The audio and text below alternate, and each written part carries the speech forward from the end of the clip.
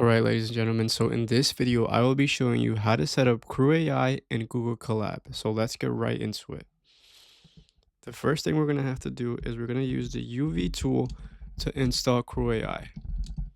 So let's do that. Run it. Also, all the code will be linked in the description in the GitHub repository. Okay, so once we have that, we're going to have to create a CrewAI project using the UV tool.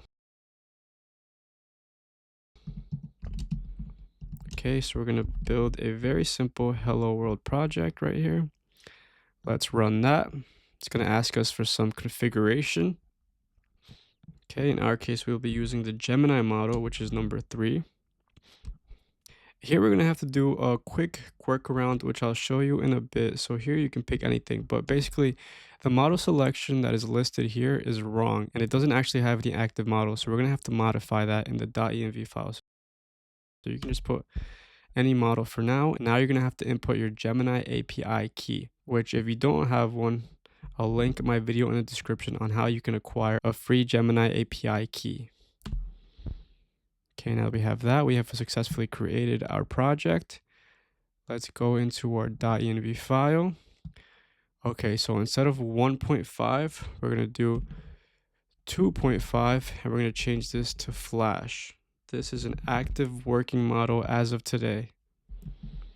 Make sure you save that. Okay, now we close that. All right, excellent. So first we're going to have to change the current repository that we are in. We're going to go here. We're going to click on copy path. Paste this. Excellent. So now it thinks we're here. And now we're going to install some more dependencies that we need regarding Gemini. This is going to allow Gemini to work with CrewAI.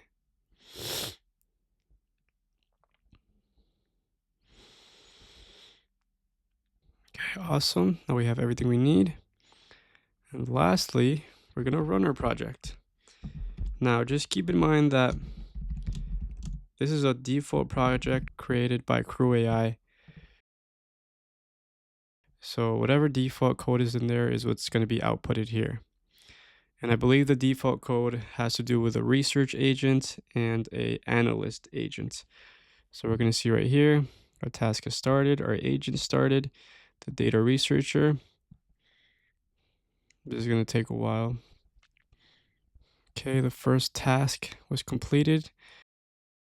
This was just to research. Okay, our second task. And now our last agent is working with the information that was provided by the research agent. And now we can see here, this is the last final output.